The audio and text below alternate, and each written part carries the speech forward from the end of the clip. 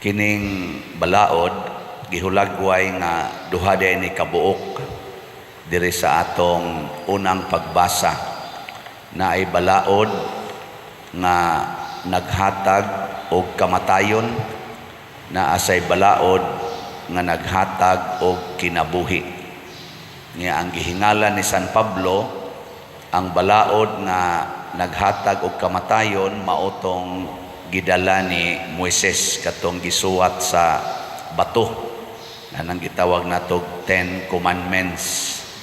Niya ang balaod nga nagdaog kinabuhi mao ang balaod nga gihatag ni Kristo nga gisulat sa atong kasing-kasing pinaagi sa Espiritu Santo. Hay may ganahan ninyong tumanon ang balaod nga nagdaag kamatayon o ang balaod nga nagdaog kinabuhi. Kinsay ganahan sa balaod nga nagdaog kamatayon? Asa kamot? Awa, wagi gustong mamatay. Kinsay gusto sa balaod nga nagdaag kinabuhi? Asa kamot? Daghan mang wa mo pataas. So kadang wa mo pataas, mga patyuno na mo ha. Pero si Jesus og siya pasultihon, ingon siya, wa may kalainan ang akong balaod og ang balaod ni Moises og sa mga propeta. Wa man na nako gisalikway ang balaod ni Moises og ang sa mga propeta. Ako lang gihatagan og kumplito og tinuod na kahulugan. Ang pasabot ni San Pablo, mga igsoon, sa balaod nga nagdaag kamatayon kay panahon manggod ni Moises, paghatag sa Ginoo sa balaod mautong panahona nga nag-establish ang Ginoo og iyang pinili nga katawhan aron himuong model unsaon pagpuyo dinhis kalibutan. Nya kay model man, protektahan ang ilang lawas nung kinabuhi. Ma-preserve sila ba? Mautong gikuha sila gikan sa kaulipnan. Ma-preserve ang ilang lawas. So kung tanaw na to, ang balaod ni Moises nakasintro sa kaluwasan sa lawas. Lawas ba? Nya kung musupak sila, pamatyon dayon sila. Mao to ang balaod sad ni sa Ginoo ngadto ni Moises, mosong gani sila og nasod, patay gyud. Patay ba kanang pinatyan na gyud pag-abot ni David, patay gyud. You should conquer by killing them. Awa na siya. Nyagada sila tong ilang Ark of the Covenant para mupatay sa ilang mga kaaway kay ang among lawas among protektahan. Proteksyon ning balaura kining naas duha ka bato, proteksyon ni namo. Mao tong niabot ang panahon nga nasuko na kay Ginoo nila. Kinsa tong panahon na nga nisulong sila, gada sila sa Ark of the Covenant. Hasta pahinuon ang mga nagdaas Ark of the Covenant nga mga pari, nangamatay pa, nabuntog sila ba? Wa na mo epekto ang power sa Ark of the Covenant ngadto silang mga kaaway kay naglagot ng Ginoo nila, kay nagsigi naman sila supak-supak. Gigamit na lang nila ang balaod sa Ginoo katong duha ka papan to secure their bodies. Ang gipakita sa Ginoo nga nangamatay sila. Usahay ingon ana man ta. No. Ang balaod ba gamiton ra nato sa atong lawas. Kinsa man ninyo dinhi nga nagtuman sa balaod, tanang balaod nga nias atong kalibutan, kinsa ninyo ang nagtuman aron maluwas ang kalag? Taas ang kamot. Tanawa, di ba wagin mo kalibutan ana? Kalag ang sentro mo na pag-abot na ni Kristo, ang sentro nas balaod mauna ang kalag, dili na ang lawas. Maubitang nabitay siya sa cross ngano man kay ang balaod para sa kalag. sagdain na lang ng lawas. Kanang moingon ka nga, higugmaa ang Dios, labaw sa tanan, matod pas 10 commandments. Dili na, kuang-kuan lang. Simba-simba lang dire. Sige lang tagduko-duko dire. Nya, magsige pa tagdupa-dupas atong kamot. Di na mao. Muari gani kag simbahan, kinahanglang ka mao ka nga, mubiya sa imong sala. Ayaw nagbalik sa imong sala. Kay makamatay na sa imong kalag. Pasabot, higugmaa ang Dios nga nagsulti, biyai ang sala. O, di ba? Sige kag simba diri, nya dipinsahan nimo imong sala. Na din ni kapuslanan. Mingon din ka, total, masinabuton bitaw ng Ginoo. Mo na ingos Kristo, kinsa tong maglapas bisan sa gamay kudlit sa balaod. Nya magtudlo pagid sa uban. Pareha karon na naman ay ipangtudlo nga, okay ra na oy. Nag-live-in mami, okay ra na, musabot ra na si Lord. Total, okay ra man na. Pagplano lang gud niya mo nga magpakasal niya mo. Nya at the moment, unsa man ka, sinner or sinless? Sinner. Nya karon at the moment, unsa may imong buhaton nang inyong kasal unya pa man sa sunod nga tuig inyong plano karon mo na diri mo ingon, Pader, blessing mi kay manglarga mi nako unsa man mo husband and wife, dili pa Pader kanang kuan nami nag stay together niya kanang nanamugod mi plano Pader nga magpakasal 6 months from now niya blessing lang mi Pader aron maayo among lakaw. Nako unyag makras ng eroplano iglupad karon kanang inyong plano nga magpakasal sa 6 months from now makaluwas na ninyo nya magsige gyapon mo kuyog as husband and wife, magduog gyapon mo higda, mag-sex gyapon mo, makaluwas na ninyo kanang inyong plano nga 6 months from now. So unsam day buhaton pa din nako pagbuwag mo higda, pagbuwag mo higdaanan, pagbuwag mo balay, nya wala na'y sex, pagbasol mo sa inyong sala nga nabuhat, dili ka ipadayo na ninyo. Nya inigabot na sa 6 months from now, pakasal dayon mo. Iniguman, tipo na sad mog puyo, duog na sad mog maayo, 24/7, hangtod mo mangluspad, din agi na siya sala. Nganong di man mo muagwanta, aning ni ang 6 months, inyo man hinuong kong pablisingon, aron di mo mga daot, lawas ra gyud ba? Aron di madaot among lawas, aron maprotektahan among lawas. Brasa na magdadinig bata. Unsa may role sa simbahan nga gitudlo?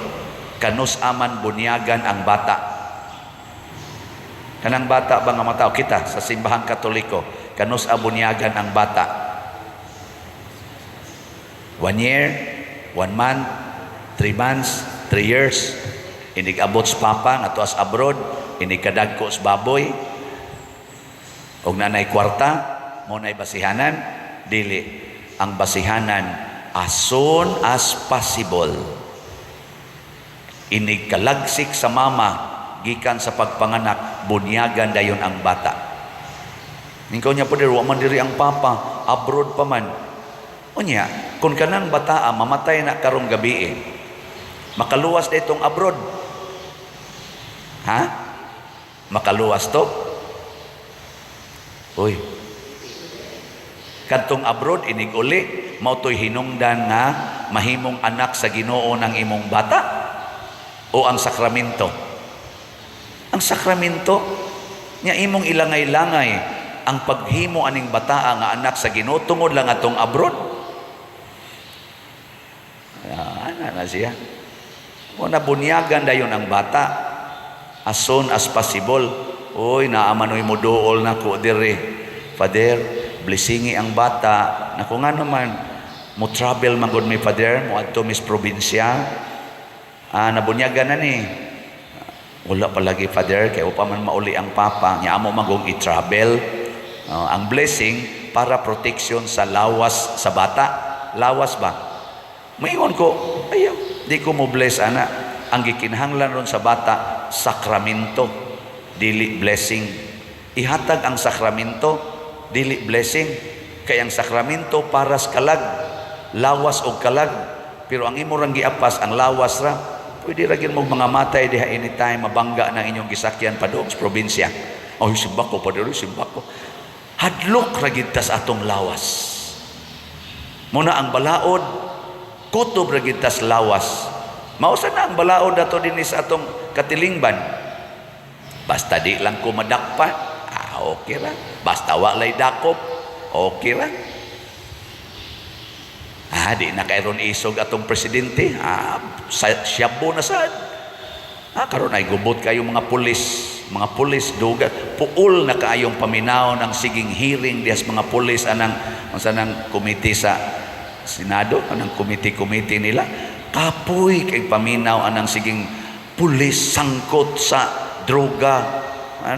Magtudtod, dalap siging pasangil, droga. Basta dili lang ta masakpan, okay ra gyud nagbobayolita. Basta secured lang atong lawas. Pero nahibaw ba ng mga pulis o kana mga kauban sa mga pulis nga mga politicians ba na sila or unsa na sila, nahibaw ba sila nga ang ilang lawas mahimong i-secured sa ilang gahom apan dili ma-secured ang ilang kalag? Nakit-a nas Ginoo.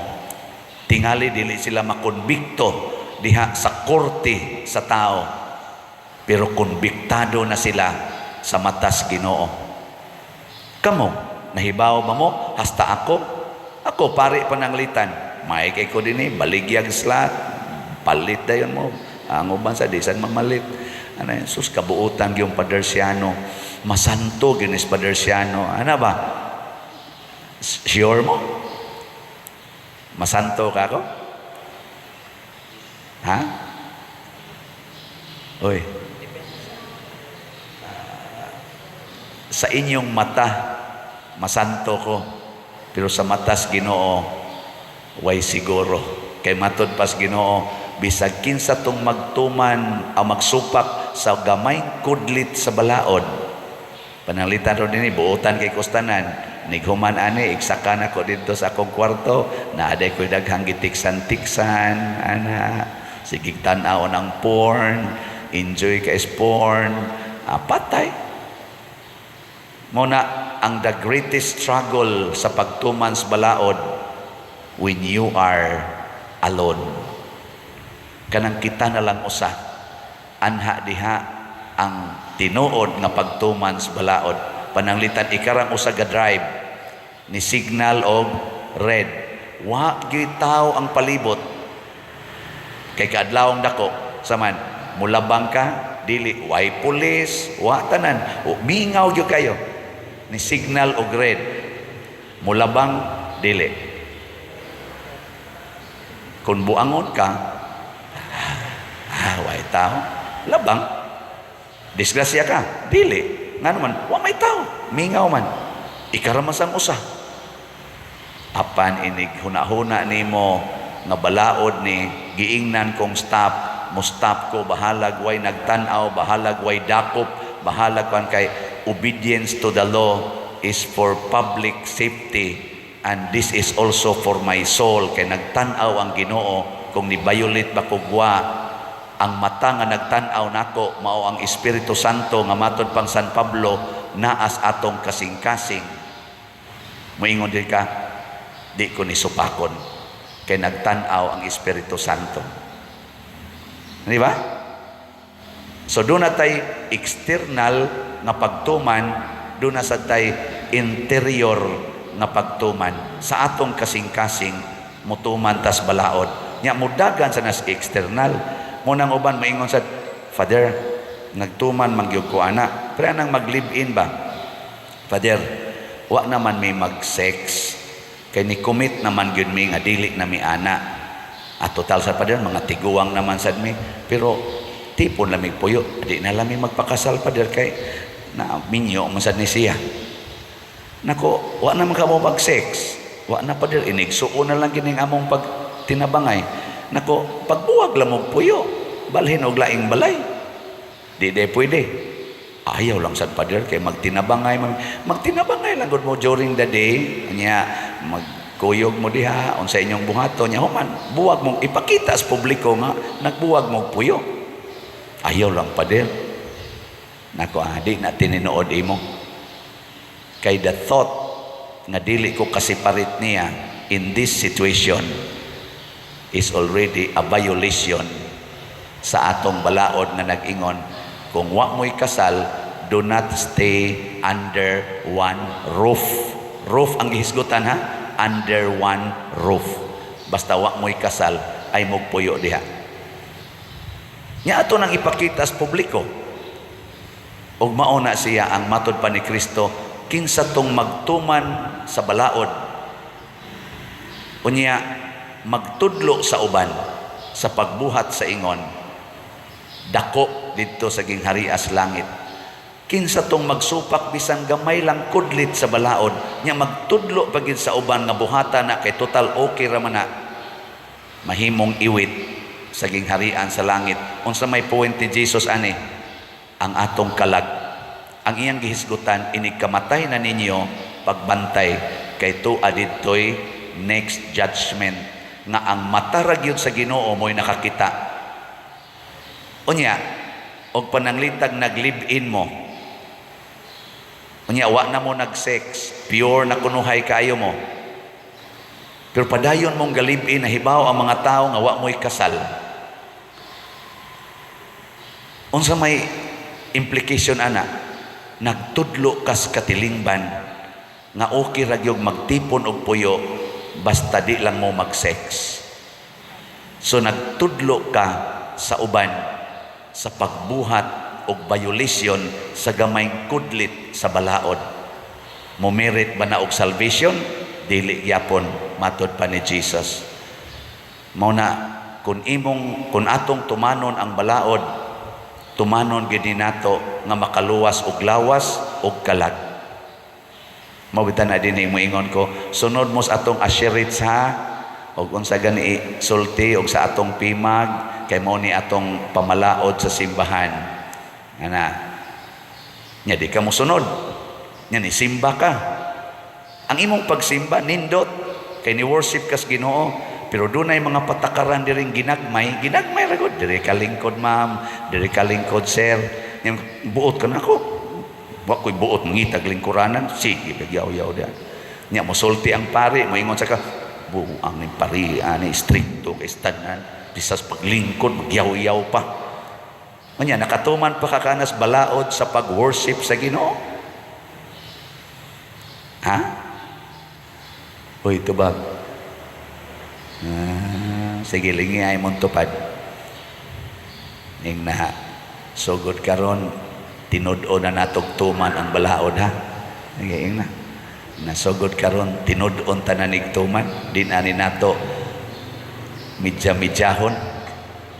Na sa atong tubag sa Salmo, ang sa tigingon na to, balaan ang Ginoo nga atong Dios. Muhisgot gani nagbalaan, pasabot dili na lawas kung dili kalag.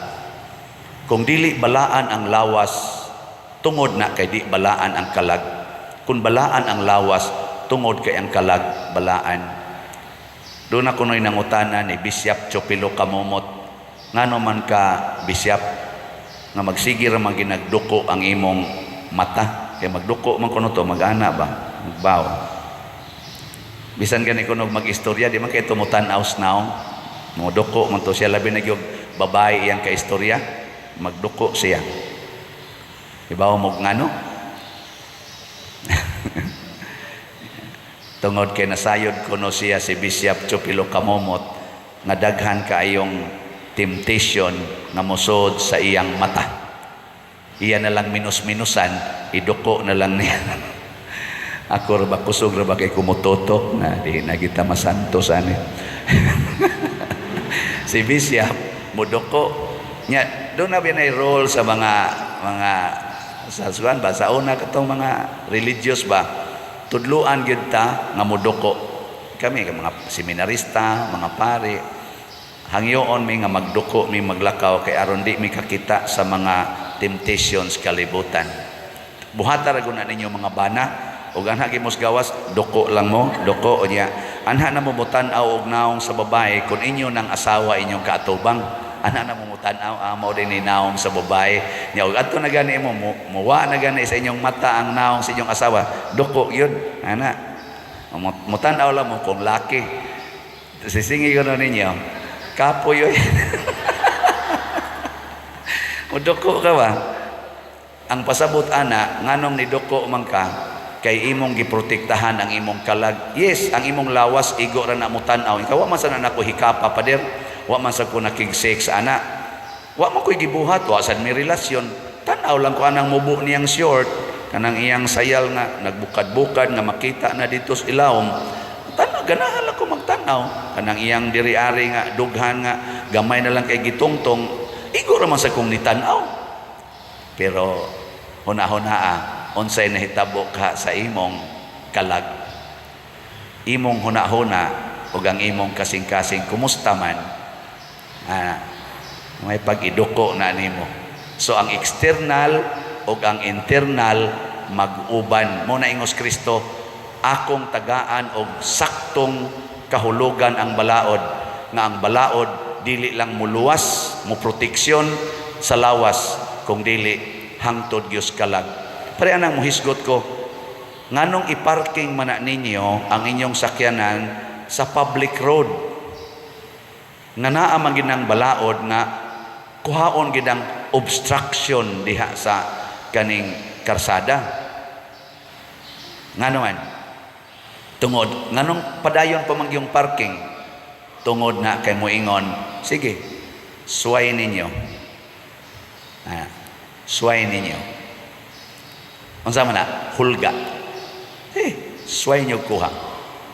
Moingon sa ko, ngano man yung mga barangay officials or ang mga officials sa itong balaod nga nagpatuman ani, di man gyud kabadlong ani.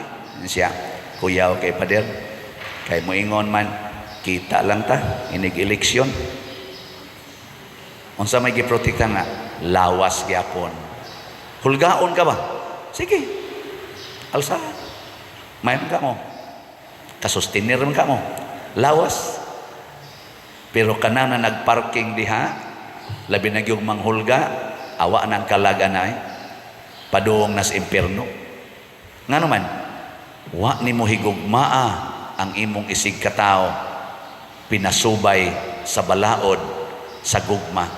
Kanang pag-ingon sa balaod nga ayaw mo pagparking anang daan tungod na sa gugma nato sa atong isig katao sa publiko. Antusi og padaplin. Ako na ako'y nakitaan din hikaron. Congratulations. Ubay-ubay na gyud. Nga sa una ako nang napanida na sila sa daan nagparking. Karon ni kab-kab gyud dito pangpang kilid sa ila.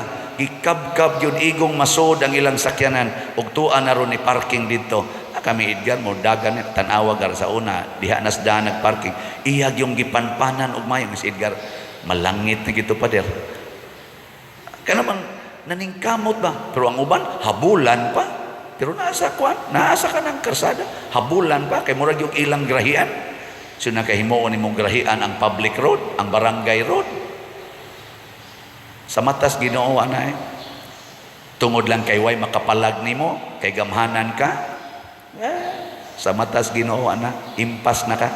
Mo na ingon Ginoo, ingon si San Pablo dire, ang Espiritu Santo maoy nagpuyo nato aron magbantay kung nagtuman batas balaod. Dili na kadtong bato, kung dili ang Espiritu Santo.